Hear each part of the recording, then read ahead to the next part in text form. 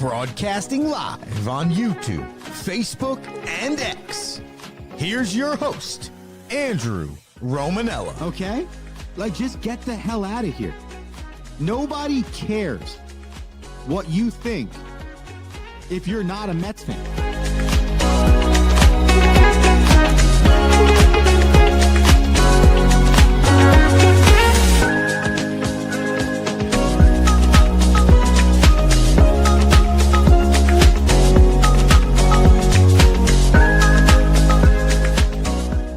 What's going on, everybody? Welcome in to another edition of The Rome Show here on YouTube, Twitter X, and Instagram. I am your host, Andrew Romanella. We got you for the next 20 or 30 minutes. It's Thursday, September 18th, 2025, and we're trying to get you right and ready for your day. We got news and notes from around the sports world today. A little bit of WNBA, a little NCAA, a little NFL, a little MLB to keep you up to date on the happenings around the sports world. Then we got a Thursday night football week 3 preview for the people. The Buffalo Bills sitting at 2-0 atop the AFC East and a perennial power in the AFC in general against the lowly fluttering fish of the Miami Dolphins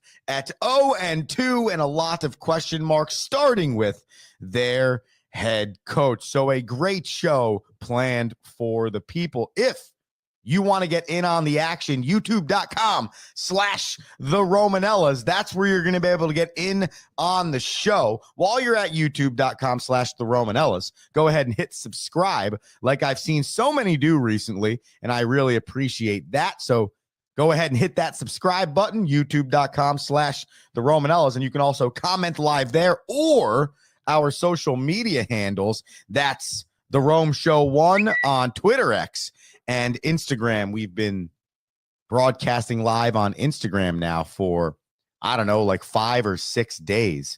And it seems to be going pretty well.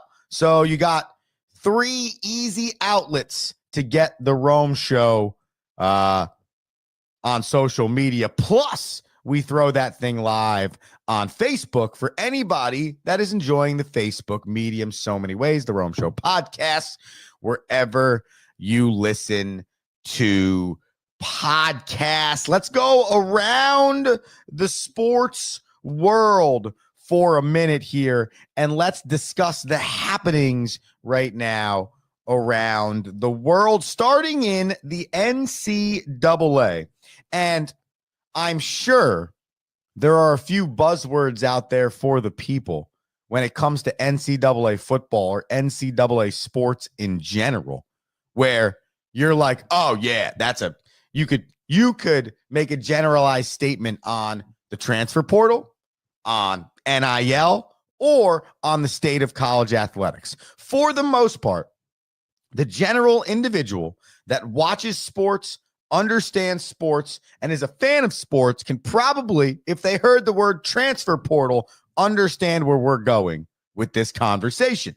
Well, yesterday, the NCAA officially eliminated one of the 2 transfer portal windows in NCAA Division I college football. So there used to be a portal window in January, okay, early first 2 weeks. I think right now it's set for like January 2nd to January 11th or somewhere in that range, okay? So that's the first window for a student athlete to go in the transfer portal in college football and instantaneously move on to another program.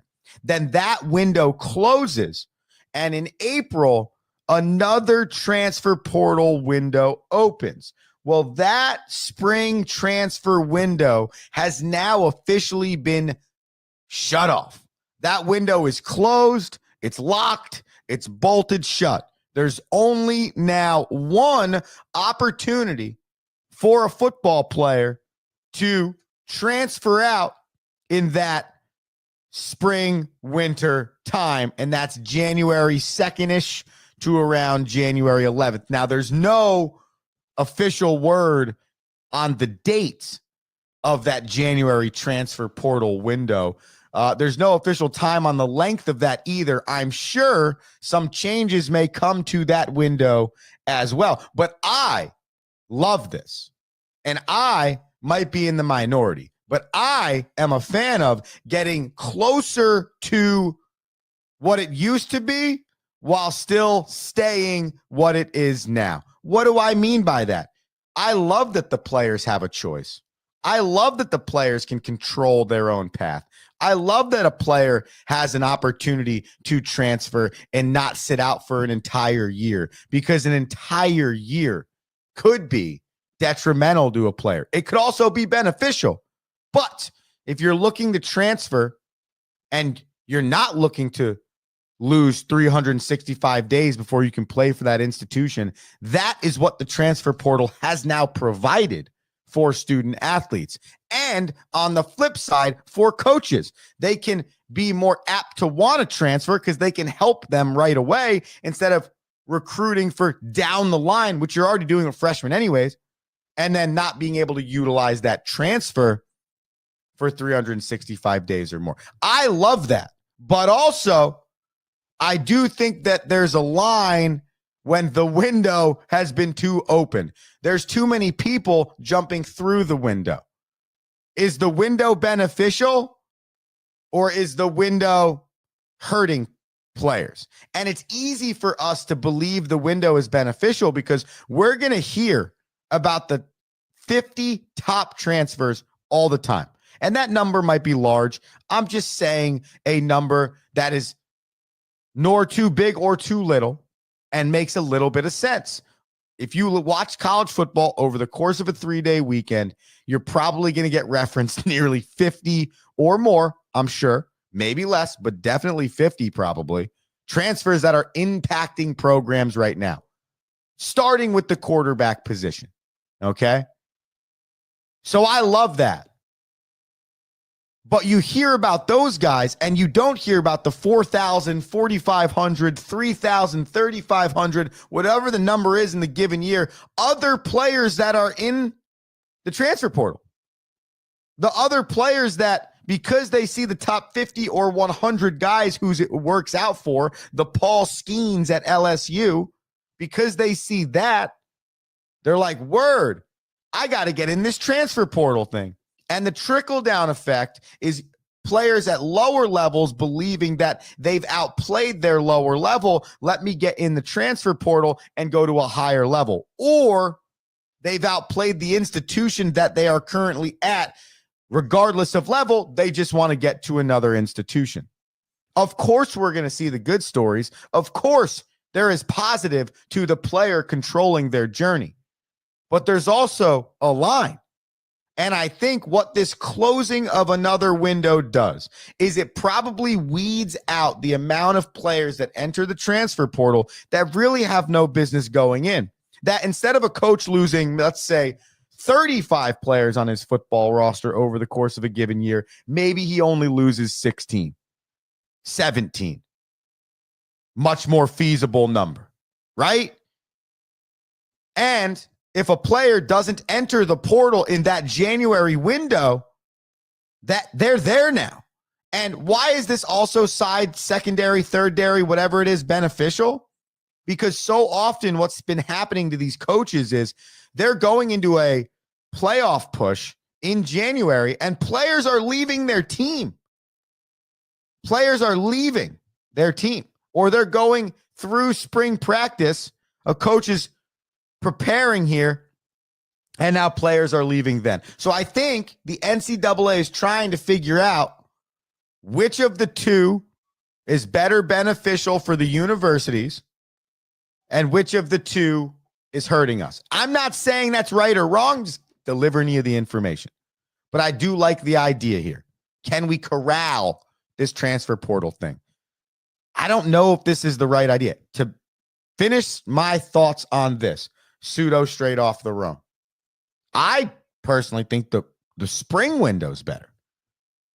I don't think you should give these student athletes a chance to be able to get out while the season's going on. However, which has been presented to me in arguments back, academics are a part of this. If you're transferring in that January 2nd area, you can start the spring semester and be at spring practice with your new institution. You can get ahead on the academics that spring semester with your new institution. So that changes things. So I'd love to know your thoughts on this. All right. And is this the model? Every sport gets one shot at the transfer portal, during the school year. Summer is a whole nother animal. The school year's over. It's done. Students are on break. That is literally the origination of the transfer portal. Let's finish the year. We'll get to the summer and let's see if there's we'll go talk to our coach about getting released, or if you're a Division III player, you'll release yourself, yada, yada, yada.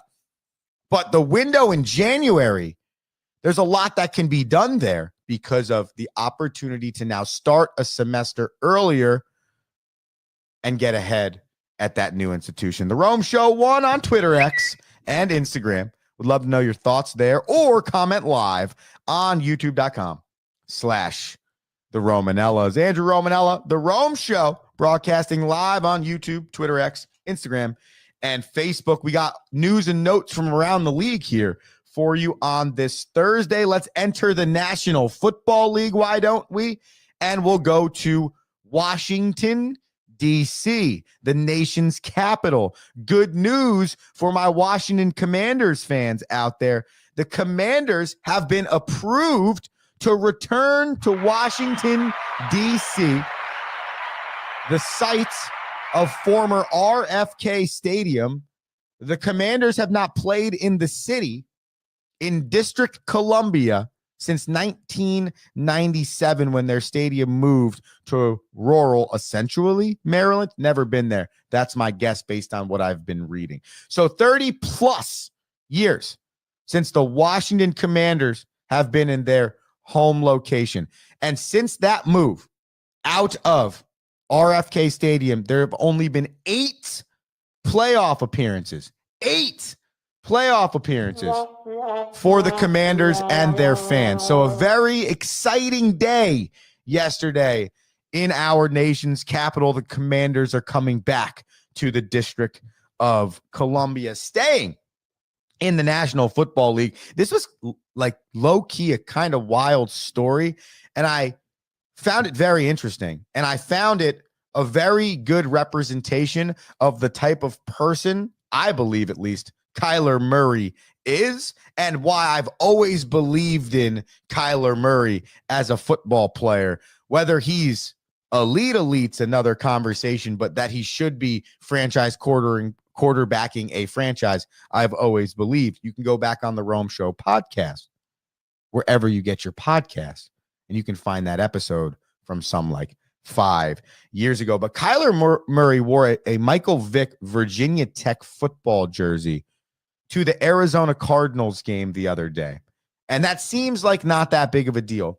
But after the game, Kyler Murray put up an Instagram post of him in that same jersey with his 2 dogs. Now, as Kyler had since explained the situation, he really thought nothing of it. Obviously, he said he treats those dogs like kings, has been a huge Michael Vick fan since he was a kid, wore the jersey before the game, and just happened to take the picture after the game. Well, Kyler Murray removed the Instagram post and apologized for putting that picture up and not realizing what he was doing. And for those that don't remember, in 2007, Michael Vick was arrested, indefinitely removed from the National Football League, and sentenced to 21 months in prison for running a dog fighting underground ring.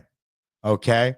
So a lot of backlash came at Kyler Murray for this Instagram post, but I think Kyler, I wanted to give him his props here because I think he got ahead of it. He said the right things in the apology. He removed the post, and he truly, genuinely, at least from my standpoint, did not in any way, shape, or form look to offend or misrepresent or anyone, okay? And now Michael Vick is the head football coach at Norfolk State University, so I'm sure he doesn't want any of this negative press right now because the only thing he wants people to do is not remember that that was a thing. And I think Michael Vick in the last 18 years has done a really good job. And it started with coming back to the National Football League, playing for the Philadelphia Eagles, et cetera, et cetera, et cetera. But it does a fantastic job reinventing his reputation, that even something as simple as a guy trying to honor him could flip on its backside. So crazy story, but good on Kyler Murray for coming out and getting ahead of that. The WNBA playoffs are going on right now, if you were wondering, and it is very interesting. Okay. Last night, the New York Liberty got slaughtered by the Phoenix Mercury 86-60 to force a game 3, which will be on Friday at Phoenix, the 4 seed, the Liberty, the 5 seed. The first round of the WNBA playoffs features 8 total teams. They play a 3-game series to move on to the semifinals. The 3 seed, the Atlanta Dream, they are tied 1-1 with the Indiana Fever. No Caitlin Clark, as you know, she's been out for the season for the last 2 or 3 months. But the Fever won game 2, 77-60. Games tied. Series tied 1-1. Tonight, game 3 at Atlanta. Las Vegas versus Seattle. The Seattle Storm won game 2 to stay alive. They're the 7 seed here. Las Vegas Aces, 3 of the last 4 championships in the WNBA. So game number 3 in that series tonight. That is going to be at Las Vegas. Then finally, the Minnesota Lynx, they're the number 1 seed in the playoffs. They locked up their first round series against the upstart Golden State Valkyries with a 15-point fourth quarter comeback last night, 75-74. But that does not negate the greatness that Golden State has had this season. That's an expansion franchise, first year making the postseason, and their head coach, Natalie Nakase, named WNBA Coach of the Year, and rightfully so. Finally, the Chicago Cubs, they have locked up a postseason berth. That happened last night. They are 88-64, the Chicago Cubbies, and officially in the postseason. That now puts 3 teams in the postseason: the Chicago Cubs, the Milwaukee Brewers, same division, and the Philadelphia Phillies. 8-4.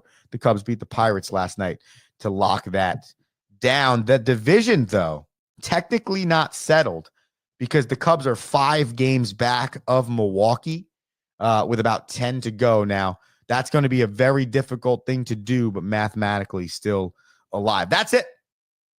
3 total teams have locked up their playoff spot with 10 to go in Major League Baseball. I've been screaming in this microphone for months that the parity in Major League Baseball this year is a lot of fun. And coming down the neck of this season, you're starting to see it. I think we are shaping up for a fantastic postseason in Major League Baseball. So saddle up, ladies and gentlemen. You're 2 weeks away, and the Rome Show is going to take you all the way there and get you ready. All right. It's a commercial break time. I remind the people that we are looking for sponsors for the Rome Show. You want to sponsor a segment, Seska's Sense. You want to sponsor a segment, What You Watching. You want to sponsor a commercial, this break or another. Reach out to the Rome Show 1@gmail.com. Reach out to the Rome Show 1 on any of the social media sites. Reach out on Facebook. Reach out on YouTube.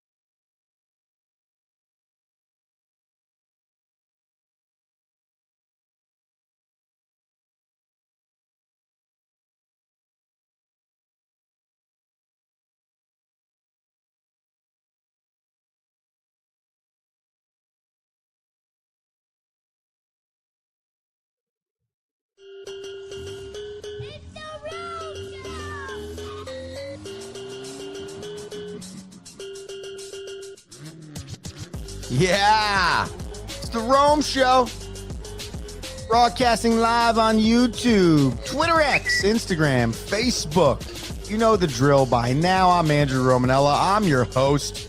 It's Thursday, September 18th, 2025. We hope you're having a fun show with us. We're having a fun show with you. Any part of this you missed, you want to share it with a friend, you just want to re-listen because you love the Rome Show that much. Just head over to the Rome Show podcast wherever you get your podcast. Grab the link, Apple, Spotify, whatever, and go ahead and listen or share with another human being. Let's get ourselves into some of that football down, ladies and gentlemen, because tonight we have a little Thursday night football. The 0-2 Miami Dolphins against the 2-0 Buffalo Billitos. The Bills, according to the analytical matchup predictor, are roughly a 77% chance to win this game, and Vegas has doubled down, tripled down, quadrupled down on those odds by making the Bills a minus 11.5, or on some sites a minus 12.5 favorite against the Dolphins. If you were wondering, in the last 14 meetings between the Buffalo Bills, the Miami Dolphins are 1-13, and 0 victories have come for the Dolphins in Buffalo since the year 2016. Yes, it has been 8.5 plus years since the Dolphins have won a game in Buffalo. On the flip side, Josh Allen is a career 12-2 against the Miami Dolphins just on his own, because that's how good he is. And oh, by the way, he has 37 passing TDs against the Dolphins, the most for him against any franchise in his career. The pressure's mounting for the Miami Dolphins and head coach Mike McDaniel. After his first 2 seasons resulted in playoff appearances, the Dolphins, who have a very okay roster, for the second straight season have off to a very bad start. 2-6 in their first games last season. Though they finished at 9-8, don't let that fool you. They started 2-6. Now this year, staring 0-3 right in the gullet, because this offense has only produced 17.5 points per game through the first 2 games of the season. Now, it's not like Buffalo's defense so far has proven to be world beaters. They've given up 25 a game. So that's not elite level stuff either. But this is not an offense that's looked consistent in 2 games. And this is a defense that's second worst in the league at points per game given up. So this is not a good matchup for the Miami Dolphins. And by the way, that defense is also 26th rated in total offense. Not a good matchup for the Miami Dolphins. The Bills, their offense averages 35.5 points per game through 2 games. And oh, by the way, 5 straight AFC East titles. So what's the key on both sides? If you're the Dolphins, you just got to slow this game down. The best player you have on your team right now is Devon Achane, okay?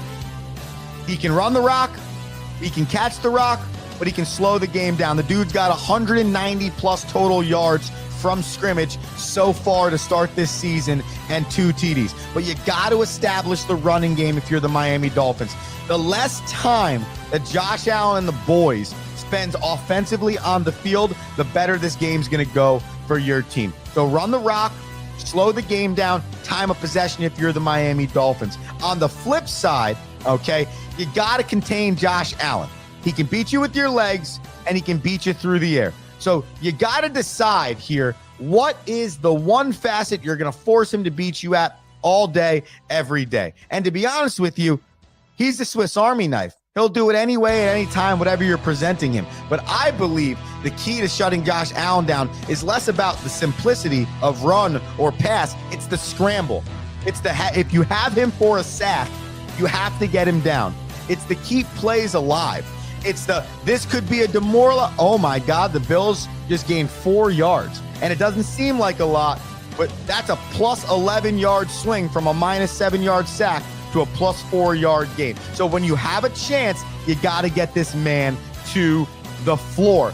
The Dolphins, offensively, we've talked about it. Defensively, just be better, because anything you've done has been atrocious. Can we get to the quarterback? Can we contain the running game? James Cook and Josh Allen is a scary two-headed monster. Okay, so what are we going to do to make some adjustments? But this defense has given up points in 13 of 15 possessions so far this season. So at the end of the day, you're not trying to be anything more than bend, don't break. If there's 8 possessions for the Bills in this game and the Dolphins give up a field goal on all 8 possessions, to me, that's a step up than from what they've done the last 2 games. So a steep hill to climb for the Miami Dolphins, which brings us to our last part of this breakdown. 11 and a half. That's the line I have for the bananas that we're cooking here on the Rome Show. Bills by 11 and a half. Line over under at 50 and a half. The sad part about that line is the reason why it's over 50 is not because the Miami Dolphins are going to contribute much to this game. They see this as a slaughtering by the Bills. That's like 41-10. That's why this is at 50 and a half right now. I think that number's a little scary, because I think this could be a slight trap game for the Bills. Doesn't mean they're going to lose, but if you look at the game last week versus the Jets, it was 31-10. That's 41 total points. You think the Dolphins offense is going to be any significantly better than what you witnessed right there? I know they have Tyreek Hill. I get they have A-Chain. I know they have Jalen Waddle. It doesn't mean they have to prove it before I can believe that that is going to be a thing. I would stay away from going above that number. That's my opinion. Take it for what it is. Now, on the flip side, I do agree with the 11 and a half. I want to believe in Miami Dolphins. I want to believe they can do it, but I don't believe in them. And the numbers don't lie. So I'd rather lose this banana than win it by taking a risk that I don't fully believe in with my heart. That's just the way I roll. So give me the Bills at the minus 11 and a half. And then I got 3 sides that I want you to think about. Devon A-Chain, the line is 54 and a half rush yards. Hammer the over. Josh Allen, the line is 27 and a half rush yards. Hammer the over. And Dalton Kincaid, I arguably think this is the best one of the night. Has 8 receptions, 85 yards, and 1 TD. 4 receptions a game, 6 targets a game through the first 2 for the Buffalo Bills tight end. Tonight, you can get him at over under 2.5 receptions. Okay? So all it takes is 3, less than each of his first 2 games for Dalton Kincaid. So hammer the over there on Dalton Kincaid at 2.5 receiving yards. Ladies and gentlemen, that's your Thursday night football breakdown. I really am. I'm hoping that the Miami Dolphins can do it, but I don't know if the Miami Dolphins can do it. Hey, thank you, ladies and gentlemen, for tuning into the Rome Show today on a Thursday, September 18th, 2025. Have a fantastic rest of your day. Good luck as you pick the fruits later for Thursday night football, and you better be back tomorrow morning at 7:05. We got What You Watching, Seska Sense, and our picks for every NFL game over the weekend. What a good time. The Rome Show, YouTube, Twitter X, Instagram, Facebook, Andrew Romanella. Have a great day. Peace.